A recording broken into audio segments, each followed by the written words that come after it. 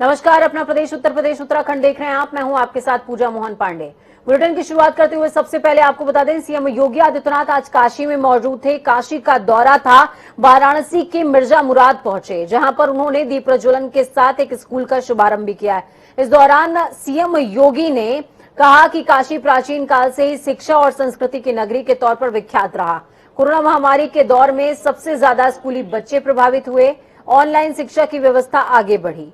Technology के प्रति एक रुझान का मौका मिला है। सीएम योगी ने कोरोना काल के दौरान किए गए कार्यों को भी बताया। पहले चरण में आपने देखा होगा, जितने सीनियर सिटीजन थे, हेल्थ वर्कर्स थे, कोमॉर्बिड पेशेंट थे, उन सभी लोगों को पहले चरण में इसके लिए लिया गया था। दूसरे चरण में 45 वर्ष से ऊपर आयु वर्ग के लोगों को लिया गया। बाद में इस को लगातार बढ़ाकर के 18 वर्ष से ऊपर के सभी आयु वर्ग के हर वयस्क नागरिक को वैक्सीन फ्री में देने की व्यवस्था की गई। पूरे देश में लाउडस्पीकर पर अजान को लेकर बवाल मचा हुआ है। मस्जिद से लेकर लाउडस्पीकर हटाने की मांग को लेकर कई जगहों पर लोग मस्जिद के सामने हनुमान चालीसा बजा रहे हैं, तो कुछ लोग हनुमान चालीसा का पाठ कर रहे हैं। तो वहीं अब यूपी के सीएम योगी आदित्यनाथ ने भी लाउडस्पीकर को लेकर के बड़ा आदेश जारी किया है। सीएम योगी आदित्यनाथ ने कहा कि अपनी अपनी धार्मिक विचारधारा के हिसाब से सभी को पूजा पद्धति का पालन करने की स्वतंत्रता है। माइक का इस्तेमाल कीजिए, लेकिन ये सुनिश्चित होना चाहिए कि माइक का इस्तेमाल परिसर के भीतर आवाज तक हो सके, आवाज बाहर नहीं जानी चाहिए। जिसको लेकर गोरखपुर से हमारे संवाददाता ने कैफुल वराह से खास बातचीत की है। क्या कुछ उन्होंने कहा है, सुनिए। सीएम योगी आदित्यनाथ ने अभी हाल ही में लाउड स्पीकर मंदिरों में या मस्जिद में लाउड स्पीकर की ध्वनि केवल मंदिर मस्जिद के दयार में ही रहने का फरमान जारी किया है। साथ ही उन्होंने ये भी कहा है कि कोई भी जुलूस बिना ऑर्डर के या बिना परमिशन के नहीं निकाला जा सकता है। हमारे साथ मौजूद हैं इस समय उत्तर प्रदेश उर्दू एकेडमी के चेयरमैन कैफुल वरा साहब। आइए उनसे बात करते हैं और जानते हैं कि गोरखपुर में इसको लेकर कितनी क्या प्रतिक्रिया है और वो क्या कहना चाहेंगे उस पर। महाराज जी का जो आदेश हुआ है कि लाउड स्पीकर की ध्वनि को कम किया जाए, ये बहुत बड़ा संदेश एकता का दिखाई देता है कि भाईचारा इससे साबित होता है कि उन्होंने एक धर्म के लिए आदेश नहीं किया। उन्होंने मंदिर मस्जिद हर जगह जहाँ भी लाउड स्पीकर लगे हैं, हर जगह के लिए एक समान आर्डर किया है। तो इसका तो हर समाज के लोग उसका स्वागत करते हैं और हम लोग भी इससे बहुत खुश हैं कि और जो उन्होंने आदेश ये दिया, किसी तरीके का जुलूस जो निकाला जाएगा उसका परमिशन लेने की ज़रूरत है, तो ये बहुत अच्छी बात है। ये समाज को एक जोड़ने की बात है, इसलिए ये इसका स्वागत सारे मुस्लिम समाज के लोग भी इसका स्वागत करते हैं। ये थे हमारे साथ कैफुल वरा साहब और ये उत्तर प्रदेश उर्दू एकेडमी के चेयरमैन हैं। इन्होंने कहा कि सीएम योगी का जो भी फरमान है शोभा यात्रा को लेके या लाउड स्पीकर को लेके, वो स्वागत योग्य है। इन्होंने यहाँ से संदेश भी दिया मुस्लिम भाइयों को कि आप लोग संयम बरतें और जो मुख्यमंत्री का आदेश है उसका सतत पालन करें और शांति बनाए रखें। उत्तर प्रदेश के डिप्टी सीएम ब्रजेश पाठक आज सुबह यूपी के बीमार स्वास्थ्य महकमे का इलाज करने महमूदाबाद पहुंचे। उन्होंने महमूदाबाद में बस अड्डे के पास अपनी गाड़ी को खड़ा कर दिया, जिसके बाद वो पैदल ही चलकर महमूदाबाद सीएचसी पहुंचे। निरीक्षण के दौरान उन्होंने सबसे पहले रजिस्टर को चेक किया। इस दौरान सीएचसी में ओटी टेक्नीशियन, डॉक्टर और सफाई कर्मचारी नदारद मिले। इस पर डिप्टी सीएम ने नाराजगी जाहिर करी। उन्होंने सीतापुर सीएमओ और डीजी हेल्थ से शाम तक रिपोर्ट तलब करी है, तो वहीं नदारद कर्मचारियों का वेतन काटने के भी निर्देश दिए हैं। इस दौरान डिप्टी सीएम ने सीएचसी अधीक्षक से ड्यूटी चार्ट मांगा, तो अधीक्षक ड्यूटी चार्ट नहीं दिखा सके, जिसके बाद डिप्टी सीएम ने कहा कि डॉक्टर साहब आप मुंह जुबानी कैसे चला सकते हैं। इस बात पर भड़क गए। अवकाश की स्वीकृति पत्र मांग लिया गया, तो कहा आप मुंह जुबानी अवकाश कैसे दे सकते हैं।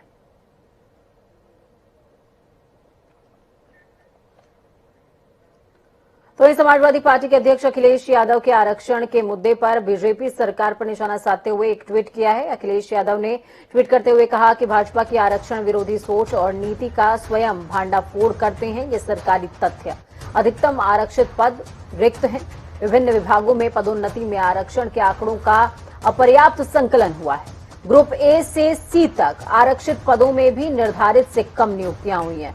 उच्च पदों पर नाम मात्र का प्रतिनिधित्व मिलता है।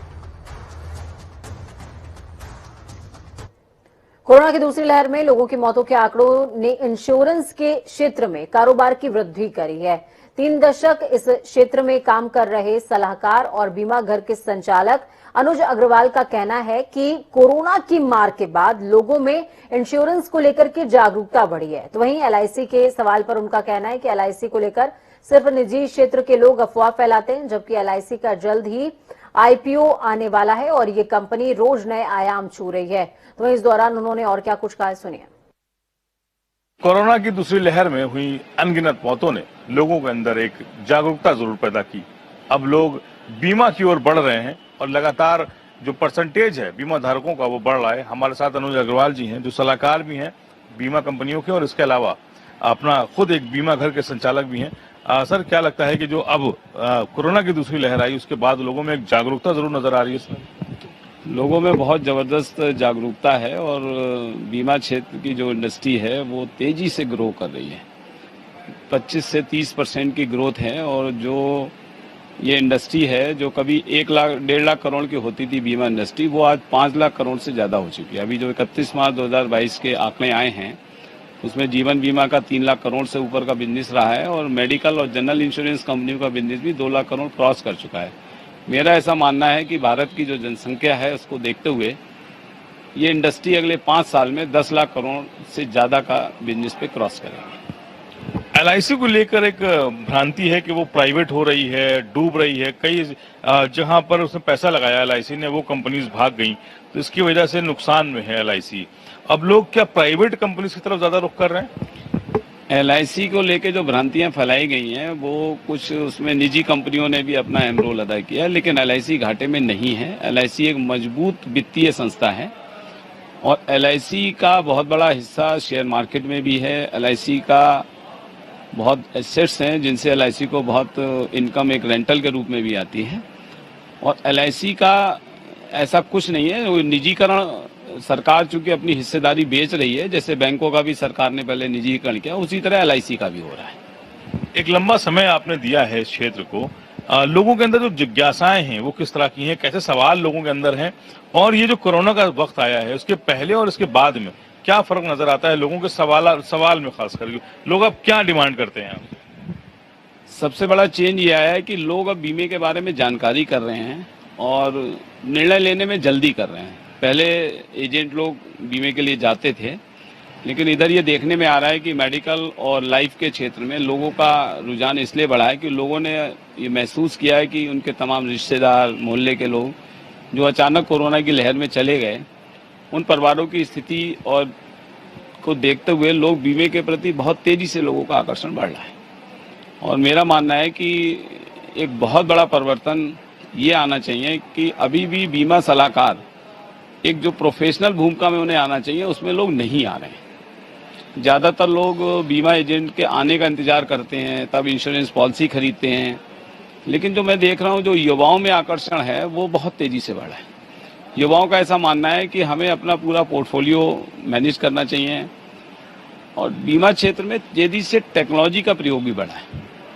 अब जो है वो ऑनलाइन घर बैठे आपका बीमा कंप्लीट हो रहा है। पहले आपको फॉर्म भरना पड़ता था, पेपर सबमिट करने पड़ते थे।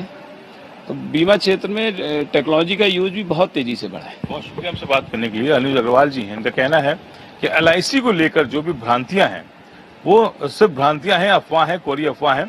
लोगों को डरना नहीं चाहिए और एलआईसी में अगर वो इंश्योरेंस कराते हैं तो उसमें कोई भी डरने की जरूरत नहीं है। फिलहाल इनका ये जरूर कहना है कि निजी क्षेत्र भी इसमें तेजी से बढ़ रहे हैं, बीमा क्षेत्र में उनका भी शेयर बढ़ रहा है।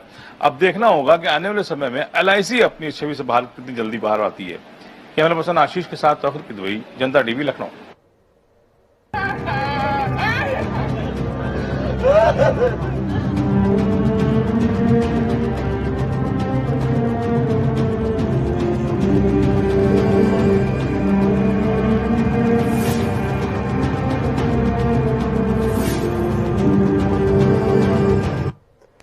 गाजियाबाद के मोदीनगर क्षेत्र में हुए स्कूल बस हादसे के बाद योगी सरकार ने सभी जनपदों के परिवहन विभाग को सख्त दिशा निर्देश दिए। उन्होंने कहा कि सभी वाहनों के दस्तावेज चेक किए जाएं और दस्तावेज पूरा नहीं होने पर ऐसे वाहनों पर कार्रवाई भी सुनिश्चित हो, जिसके तहत शुक्रवार को गौतम बुद्ध नगर एआरटीओ प्रवर्तन की टीम ने कार्रवाई करते हुए 12 वाहनों को सीज किया और 10 वाहनों पर चालानी कार्रवाई हुई, जिसको लेकर एआरटीओ प्रशांत तिवारी से खास बातचीत की हमारे संवाददाता ने। देखिए,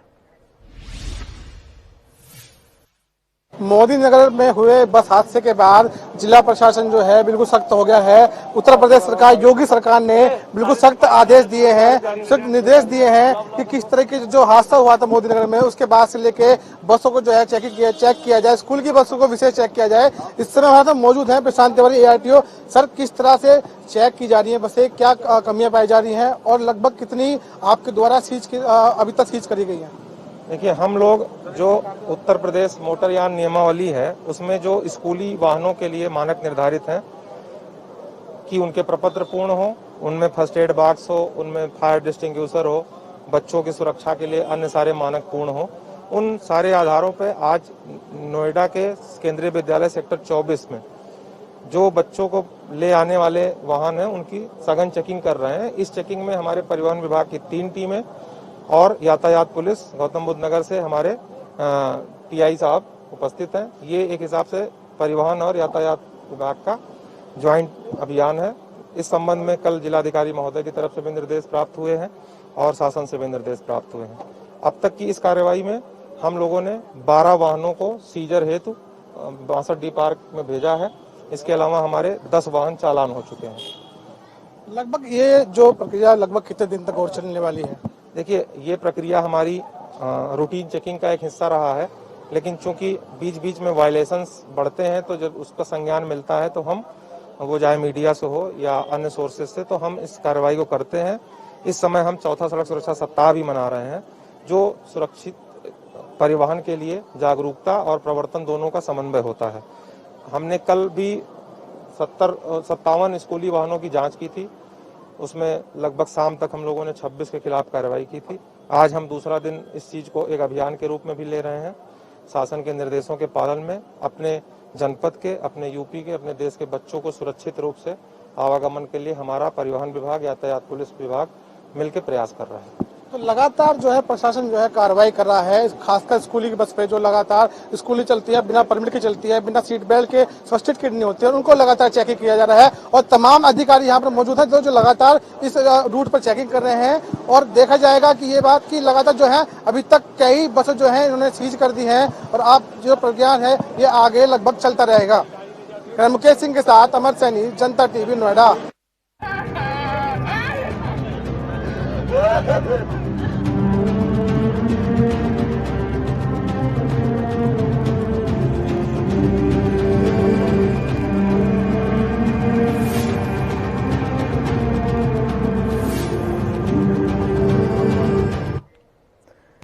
खबरों में आगे बढ़ेंगे, बात उत्तराखंड की करेंगे। एक तरफ मुख्यमंत्री पुष्कर सिंह धामी सचिवालय में ऊर्जा विभाग की समीक्षा बैठक कर रहे थे, तो वहीं दूसरी तरफ पूर्व मुख्यमंत्री हरीश रावत बिजली कटौती के विरोध में मौन उपवास पर रहे।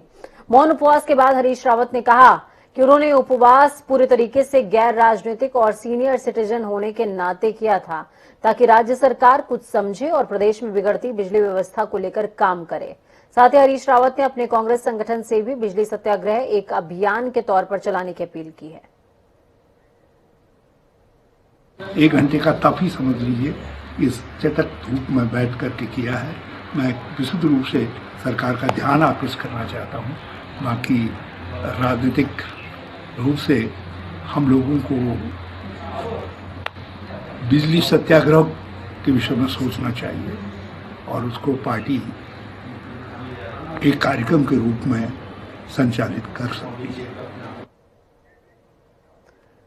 रुद्रप्रयाग जिले के सीमांत क्षेत्र और शिव पार्वती विवाह स्थल त्रियुगी नारायण भले ही देश भर में वेडिंग डेस्टिनेशन के नाम से जाना जाता है, लेकिन आस्था के इस पवित्र केंद्र का अब व्यावसायिक रूप होने से स्थानीय लोगों ने नाराजगी व्यक्त की है। स्थानीय लोगों की माने तो धार्मिक स्थल को पिकनिक स्पॉट बनाया जा रहा है, जिससे आस्था पर प्रतिकूल प्रभाव पड़ा है। आपको बता दें कि ग्राम पंचायत त्रियुगी नारायण स्थित शिव पार्वती विवाह स्थल मंदिर में हर साल बड़ी संख्या में लोग विवाह करने आते हैं।